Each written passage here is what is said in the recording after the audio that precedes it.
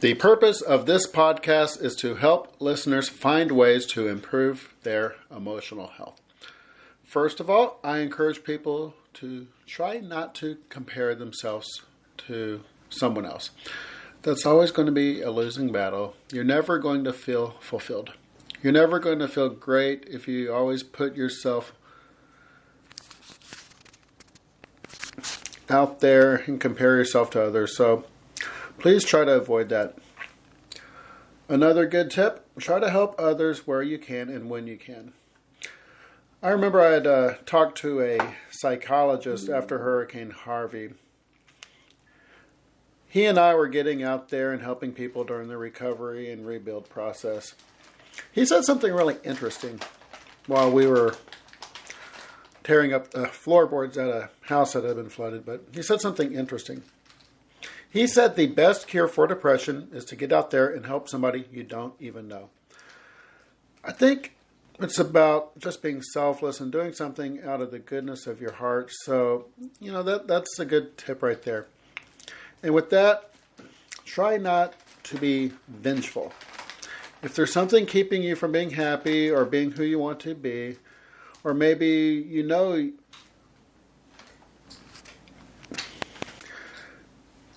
that you have it, so find out what's causing that. Try to work on the underlying cause. Just try to objectively figure out what's going on and what's causing the issue. Okay, another great way for us to improve our emotional health is to try to be grateful for the things that we have and not to be upset about things that we don't. And also try not to dwell on the past, especially in the concerning any negative events. We don't want to dwell.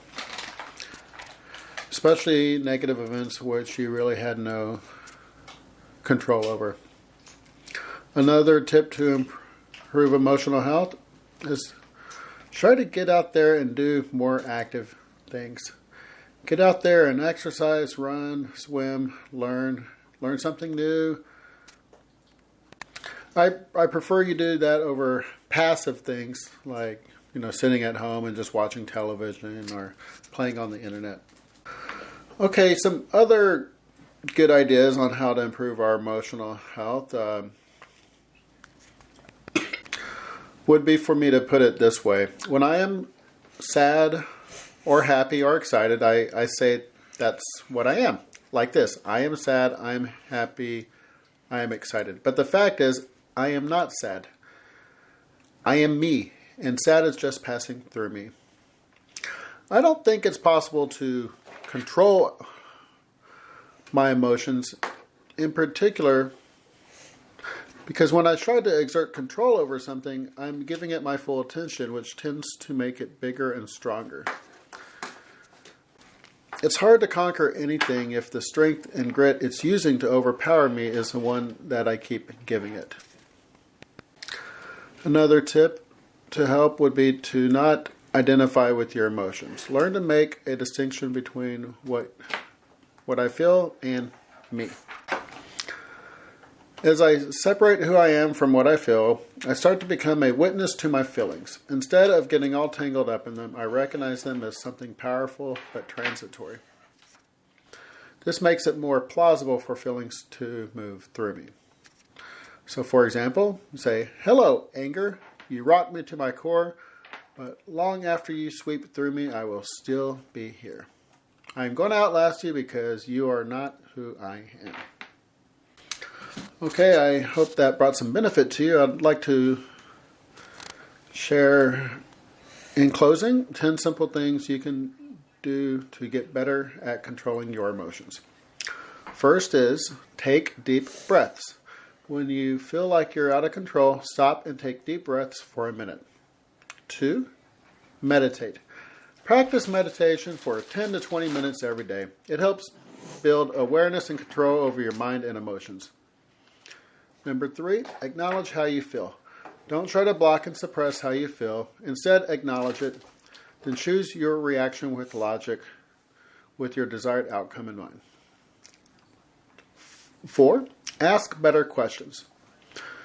Go deep to find out why you feel a certain way. Most people don't do this because it's tough, but asking a better, deeper question might lead you to a better answer.